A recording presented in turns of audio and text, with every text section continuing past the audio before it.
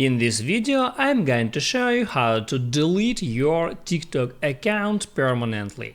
That is quite simple and easy to do, so let's begin. And first, open up TikTok application and then hit on that profile icon to get into your profile. Next, hit Add Menu icon and then tap on Settings and Privacy. Now here, select Manage Account. And there you got the delete account feature. Just hit add delete account. And now it asks you why are you leaving TikTok. You can select some of that answers, or you can just skip that question. On that step, TikTok allows you to download your TikTok data. You can hit Add Request Download and download all your TikTok videos.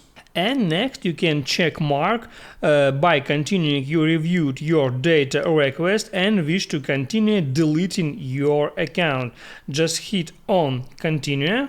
And then you can hit on Continue again, and after that your account will be deactivated for 30 days and wouldn't be visible to the public. And during deactivation you can reactivate your TikTok account in any time. For that, just log into your account, and after 30 days your account and data will be deleted permanently.